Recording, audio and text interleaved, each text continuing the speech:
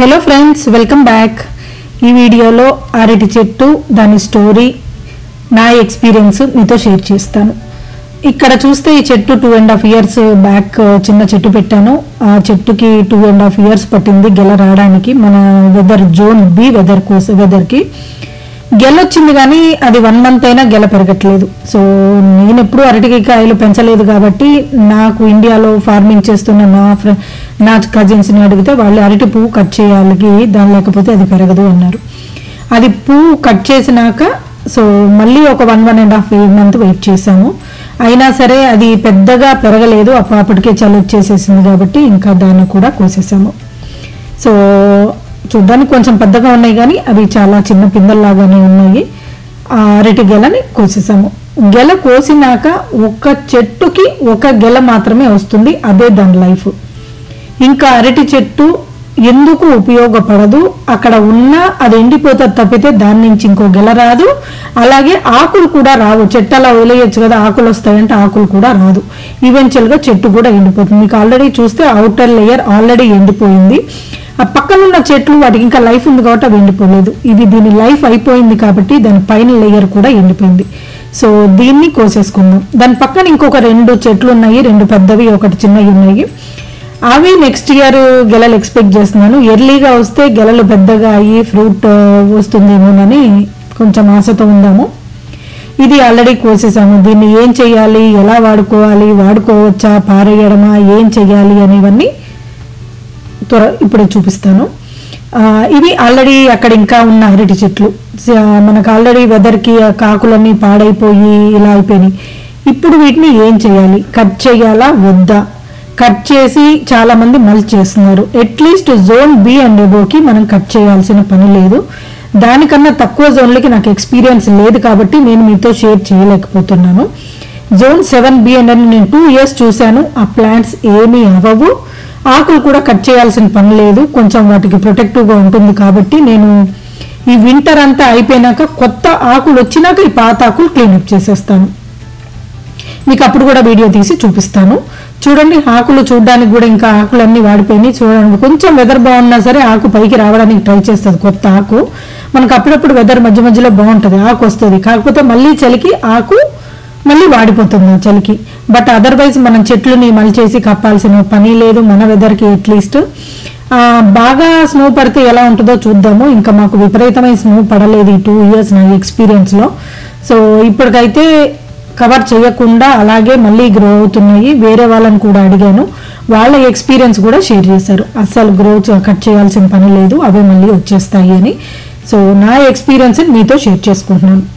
ఇందాక మన అరటి చెట్టుని ఆల్రెడీ మనకి గెలొచ్చిన అరటి చెట్టుని కోసుకున్నాం కదా, దానికి సైడ్కి ఇలా చాకుతో కట్ చేసి అవుటర్ లేయర్స్, పైన లేయర్ తీసి ఎండిపోయిన లేయర్ తీసి పారేస్తాము. లోపర్ లేయర్స్ కూడా మనకి లేయర్ దొప్పలు అంటాం కదా, వీటిని ఆ లేయర్ లాగా మెల్లగా జాగ్రత్తగా కట్ చేసుకొని పెట్టుకోవాలి. అవుటర్ లేయర్ 2-3 లేయర్లు ఎండిపోయి ఉంటాయి కాబట్టి అవి పనికిరావు. సో ఆ లేయర్లు పీకేస్తున్నాను, అవి చిరిగిపోయినా పర్వాలేదు.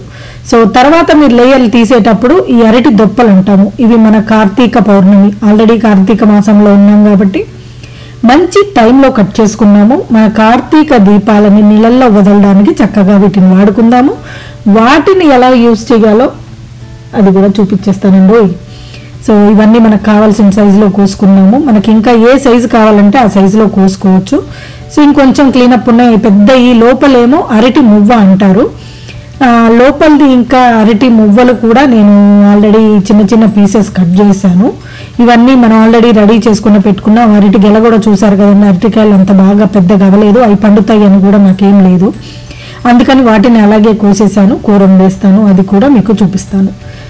ఇలా అన్ని చిన్న చిన్న పీసెస్ కట్ చేసుకొని ఆల్రెడీ కొన్ని ఫ్రెండ్స్కి షేర్ చేసేసాను. ఈ అరటి దొప్పలు కూడా చెప్పాను కదా, మనకి దీపారాజన చేసుకోవడానికి చక్కగా వాడేసుకుందాము. ఈ నీటిలో దీపారాజన చేసి కార్తీక మాసంలో మనకు నీళ్ళల్లో వదిలేస్తారు. సో నేను అరటి మువ్వ అన్నాను కదా, అరటి మువ్వని ఇలా బాగా ముదురు మువ్వ అయితే ఇలా వస్తూ ఉంటుంది. అది అలా క్లీన్ చేసుకొని ఎప్పటికప్పుడు కట్ చేసినట్టు వాటర్లో వేసేసుకోవాలి. సో ఇలా మొత్తం కట్ చేసుకొని వాటర్లో వేసేసుకొని ఎప్పటికప్పుడు వాటర్లో వేసుకోకపోతే మనకి కూర అరటికాయ కూడా అంతే కదండి, నల్లగా అయిపోతుంది. సో ఇలా కట్ చేసుకొని అన్ని నీళ్ళల్లో వేసేసుకున్నాను. ఇప్పుడు దీంతో మన మజ్జిగ చారు ఎలా చేసుకోవాలో చూసేద్దాం. చాలా టేస్టీ రెసిపీ, తప్పకుండా ట్రై చేయండి. ఈ అరటి బోద వల్ల, ఈ అరటి మువ్వ వల్ల చాలా అంటే చాలా ఉపయోగాలు ఉన్నాయి.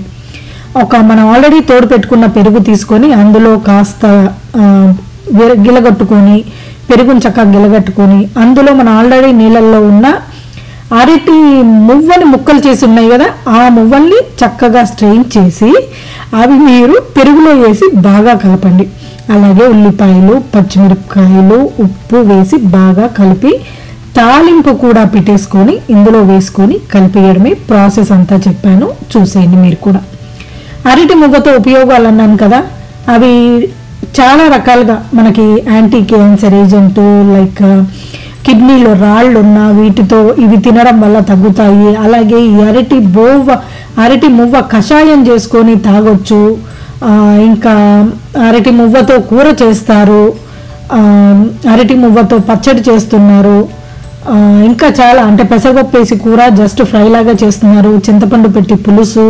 నేను ఇలా సింపుల్గా మనకు మజ్జిగ చారు మాత్రమే చూపించాను. ఈ కషాయం రోజుకి 2 సార్లు తాగగలిగితే మనకు అరటి మువ్వలు, అరటి బోదలు ఎప్పుడు కావాలంటే అప్పుడు దొరకవు. కాబట్టి మనకు అవి ఉన్నప్పుడు, దొరికినప్పుడు ఖచ్చితంగా వాడుకోండి. ఔషధ గుణాలు చాలా ఉన్నాయి ఇందులో. మనకి సీజనల్గా దొరికే ప్రతి దాన్ని ఒక్కొక్క దాంట్లో ఒక్కొక్క ఔషధ గుణం ఉంది. కాబట్టి మీరు వీలైనంత వరకు ఆ ఔషధ గుణం ప్రతి ఫ్రూట్ని, ప్రతి వెజిటబుల్ని, ప్రతి దాన్ని 1-2 సార్లు అయినా వీలైనంత వరకు తినడానికి ట్రై చేయండి. సో ఇలా మజ్జిగ చారు అన్నీ కలిపేసుకొని రెడీ చేసేసుకున్నాము. చక్కగా తాలింపు పెట్టేసుకొని, మనకు ఆల్రెడీ ఫ్రెష్గా కరివేపాకు వచ్చేస్తుంది చెట్టుకి, అలా వెళ్ళి అలా కోసేసుకొని ఇవన్నీ తాలింపులో వేసేసుకొని తాలింపు పెట్టేసేసుకొని, తాలింపులో మంచి కలర్ కోసం పసుపు కూడా వేసుకోకుండా మర్చిపోకండి. సో అన్నీ వేసి చక్కగా తాలింపు పెట్టేసేసుకొని కలిపేసుకుందాం అనుకున్నాం కదా. చెప్పాను కదండి, లైక్ మనకి ఎంతవరకు వాడతామో తెలియదు కానీ ఇవి చాలా కేరళ ఫ్రెండ్స్ ఒకళ్ళు ఉంటే వాళ్ళకి ఇచ్చాను. వాళ్ళు ఇది చూడగానే వాళ్ళు ఎంత హ్యాపీగా ఫీల్ అయ్యారంటే, ఎప్పుడో చెప్పారు అరటి చెట్టు గెలొచ్చింది అనగానే అది కట్ చేసినప్పుడు ఇవ్వవా అన్నారు. సో నేను ఎలా పెరుగు పచ్చడి ఎప్పుడు చెయ్యలేదు. సో ఫ్రెండ్స్, నీకు వాళ్ళు అడిగిన వాళ్ళకి ఇంకొక ఫ్రెండ్ ఉంటుంది, అడిగిన వాళ్ళకి నేను ఈ మువ్వ ఇచ్చాను. వాళ్ళు చక్కగా మజ్జిగ చారు చేసుకొని నాతో షేర్ చేశారు. మళ్ళీ ఆ టేస్ట్ చూస్తే అద్భుతం అండి. సో ఆ తిన్నాక కూడా, అంత టేస్ట్ చూసినాక కూడా మనం చేసుకోకుండా ఎలా ఉంటాం చెప్పండి. సో ఇలా ఖచ్చితంగా మీరు కూడా చేసేసుకొని తప్పకుండా ట్రై చేయండి, ఎంజాయ్ చేయండి. సీజనల్గా ఏవిని కూరగాయలు నేను ఇది తినను, నాకు అదా అలవాటు లేదు, నేను ఎప్పుడూ తినలేదు అనేది అనుకోకూడదండి. ప్రతి కూరగాయలోనూ ఉండే న్యూట్రిషన్స్ కానీ ప్రతి కూరగాయకి ఏదో ఒక రకంగా ఏదో ఒక ఉపయోగం ఉంటుంది. కాబట్టి ఖచ్చితంగా వాడుకోవడానికి ట్రై చేయండి, యూజ్ చేయండి. ఇవి మా పిల్లలు తిన్నారండి. మా పిల్లలు తిని బాగుంది అని చెప్పారు. మా పిల్లలు ఎప్పుడు చెప్తూ ఉంటారు, అమ్మ నువ్వు ఏదైనా రెసిపీ వీడియోలో నేను చేసినవి చాలా వరకు బాగుంటాయి అంటారు. ఏమన్నా కొత్త రెసిపీస్ ట్రై చేస్తున్నప్పుడు వాళ్ళు నాకు ఒకటే చెప్పారు, అమ్మ నువ్వు షేర్ చేసే రెసిపీలన్నీ నీకు సక్సెస్ అయినయే చెయ్యి, నువ్వు చేసినవి అన్నీ బాగుంటాయి, బట్ ఏదన్నా ఒకటి అలా ఫెయిల్ అయితే దాన్ని మాత్రం పోస్ట్ చేయకు అని చెప్పారండి. సో ఖచ్చితంగా నేను బాగా నేర్చుకొని మా ఇంట్లో అందరికీ బాగా నచ్చి, మా పిల్లలు అందరూ నచ్చిన పోస్ట్లే అప్రూవ్ చేసినవే మీకు పోస్ట్ చేస్తానండి. సో నేను పోస్ట్ చేసిన రెసిపీస్ మీరు ఖచ్చితంగా ట్రై చేయొచ్చు, చాలా బాగుంటాయి. చూడండి, అరటి దొప్పలు వాడుకున్నాను కదా, అరటి దొప్పలు అని చెప్పాను కదా, ఇలా చక్కగా కార్తీక పౌర్ణమిలో దీపాలు వెలిగించుకొని నీళ్ళల్లో వదులుకుంటే ఇవన్నీ మన చిన్ననాటి జ్ఞాపకాలు. అమెరికాలో ఇవాళ అందరికీ కుదరవు, బట్ ఎవరికైనా ఏదైనా కుదిరితే ఇలా చేసుకొని నీళ్ళల్లో ఇలా వదిలేసుకోండి. ఇంకా ఇలా కూడా కుదరకపోతే ఏ ఉసిరి చెట్టు దగ్గర వెలిగించుకోండి. లేదు ఉసిరి చెట్టు కూడా లేదు అనుకున్న వాళ్ళు చక్కగా తులసమ్మ దగ్గర వెలిగించుకోండి. తులసమ్మ అందరి దగ్గర ఉంటుంది. ఇంకా లేదు అని అనుకుంటే మన దేవుడి ముందు ఒక చిన్న టబ్బులో నీళ్ళల్లో వదిలేసేసుకొని దండం పెట్టుకోండి. సో ఇలా ఏది చేసినా, మనం మనస్ఫూర్తిగా ఏది చేసుకున్నా దేవుడు మనని తప్పకుండా అనుగ్రహిస్తాడండి. ఇలాగే చేయాలి, ఇలా చేస్తేనే అనేది ఏం లేదు. సో తప్పకుండా మీకు వీలున్నట్లు చేసుకోండి.